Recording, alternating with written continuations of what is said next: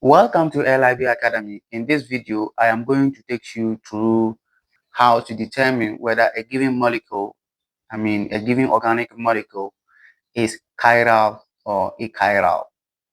Chirality center or a chiral carbon is a carbon with different force substituents attached to it. So looking at this carbon here, it has hydrogen attached to it, fluorine attached to it, bromine, iodine. So it has 4 different groups attached to it. So this carbon is a chiral carbon, and therefore the molecule here is a chiral molecule. Looking at this carbon too, is it chiral or achiral? Well, we have bromine attached to it, hydrogen here, and then hydrogen here, and then fluorine here. So it has 4 groups attached to it, but they are not all different. We have hydrogen repeating, so this carbon here ceases to be a chiral carbon, and therefore it is achiral. Identify the chiral centers in this molecule, the possible chiral centers in this molecule. Well, let's look at the carbon atoms one after the other. This carbon right here, atom here, is a methyl group. It has 3 hydrogens attached to it. Notice that. And this also is this one too is also a methyl group. It has 3 hydrogens attached to it. And this too has 2 hydrogens. One thing you can know that it has hidden hydrogen is that the carbon atom should have at least it should have 4 bonds. It should be bonded to 4 atoms.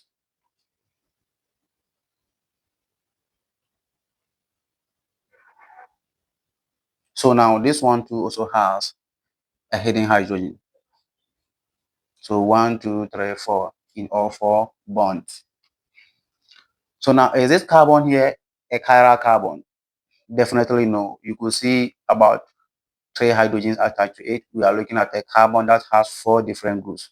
So definitely this carbon is not chiral. Is this carbon chiral? You can see 2 hydrogens, so it is not chiral. This carbon too is not chiral. What about this carbon here? Well, this carbon right here is bonded to hydroxyl group, which is here, and hydrogen group, and a methyl group. And this too is an ethyl group. So a methyl group is different from an ethyl group. Here, the carbon is bonded to a methyl group, and here it is bonded to a carbon that is bonded to a methyl group. So this, the left-hand side of the molecule here, is different from this. So since this carbon here is bonded to 4 different groups, then the molecule is chiral.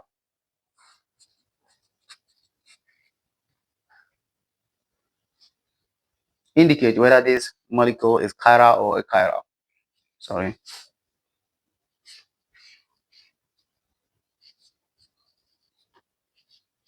Well, but don't forget that after identifying the chiral carbon, you should be also looking at the line of symmetry. We found this carbon here to be chiral, right? But there is no line of symmetry.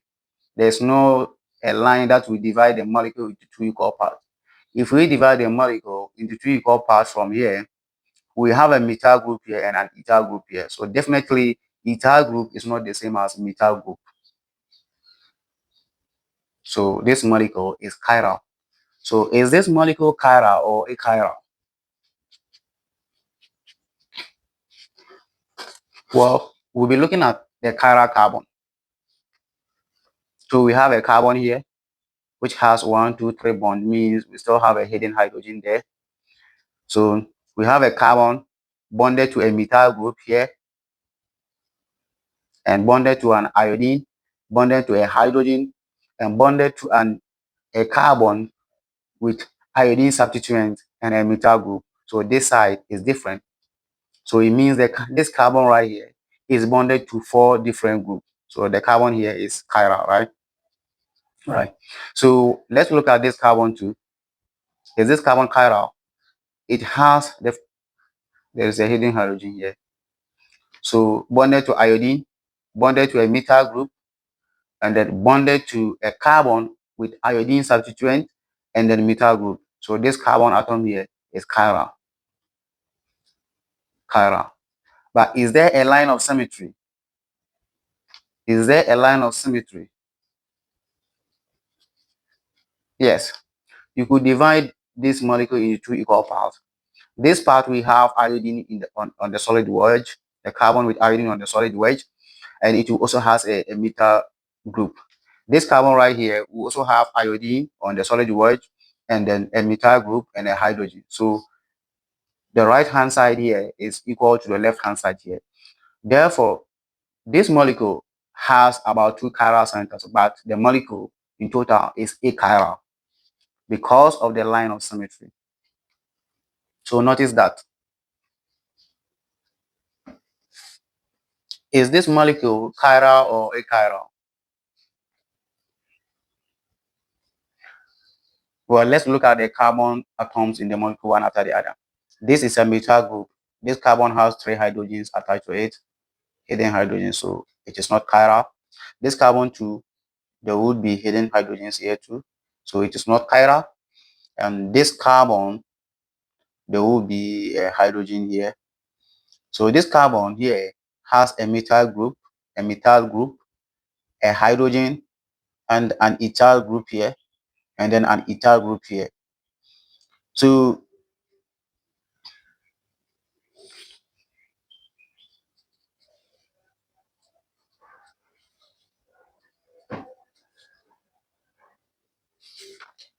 looking at this carbon has hydrogen methyl group.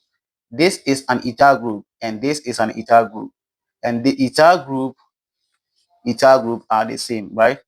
The carbon atom should have 4 different substituents or 4 different groups attached to it. So this makes the carbon atom here achiral because we have ethyl groups repeating. So this molecule is achiral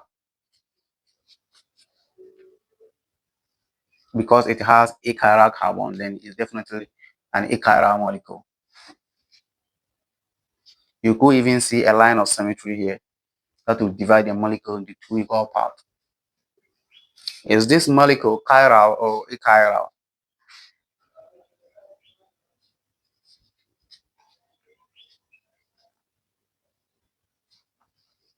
Well, to determine whether the molecule is chiral or achiral, we examine the molecule to see whether it has chiral carbon, and if it has, then we look at a plane of symmetry, whether it has a plane of symmetry. So looking at this carbon here, it is a methyl group. It has 3 different hydrogens, so this carbon atom is not chiral.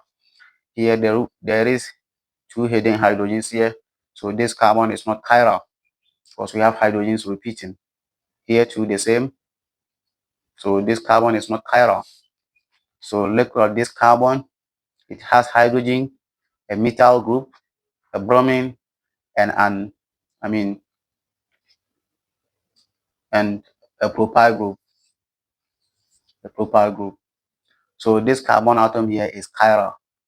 So there is no a line of symmetry, any line that will divide the molecule into equal parts.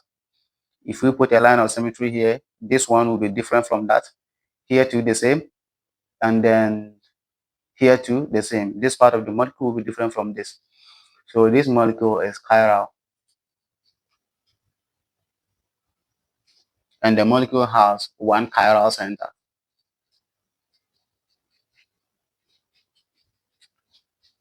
The next thing you need to know is the maximum number of stereoisomers. To determine the maximum number of stereoisomers, the formula to use is 2 to the power n, where n is the number of chiral centers in the molecule. So looking at this molecule, for instance, we have 1 chiral center, right? So the total or the maximum potential number of stereoisomers would be equal to 2 to the power n. And our n here is 1. It has one chiral center. So 1.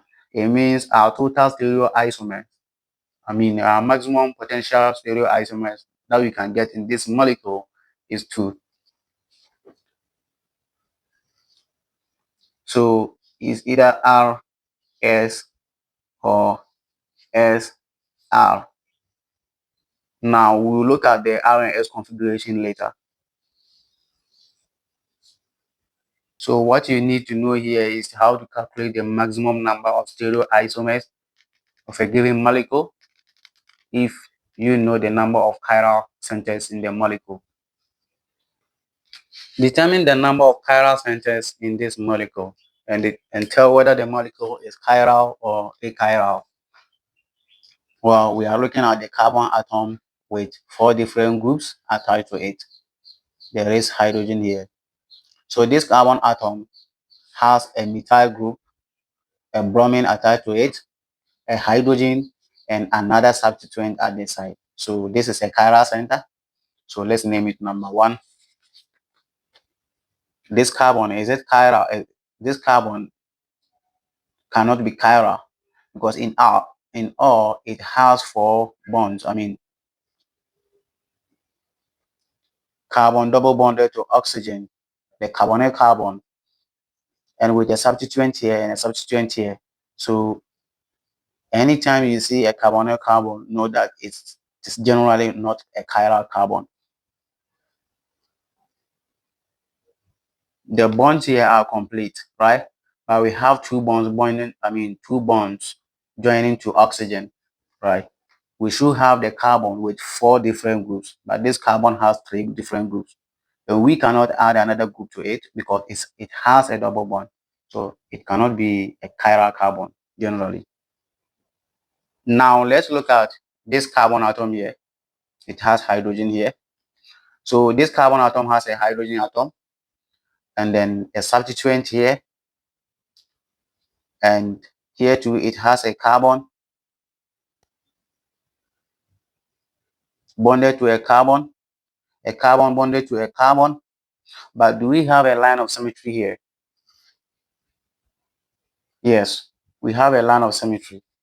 In problems like this, what you should be looking at, a carbon that will have different substituents. Let's say, okay, let's solve this one, then we do the other one we look at another type of problem. So you could see there is a line of symmetry here, a line that will divide this side of the molecule into 2 to give us 2 carbon atoms here and 2 carbon atoms here at this side.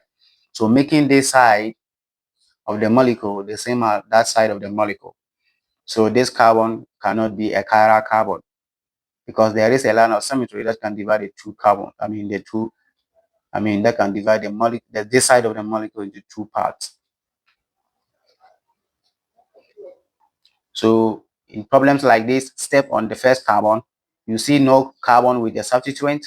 Step on this carbon here, the next carbon has no substituent. The next carbon here has no substituent. Then you try looking for a line of symmetry, a symmetry. What about this molecule right here? If it has a methyl group here, an OH group here,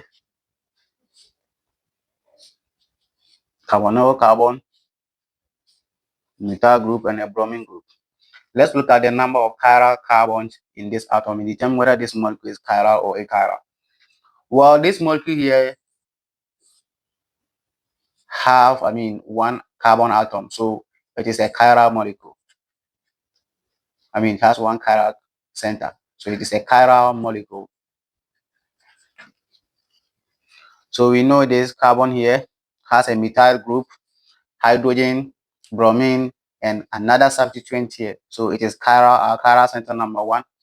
Carbonyl carbons are generally not chiral, so this is not a chiral center. And here we have carbon atom bonded to 4 different groups here.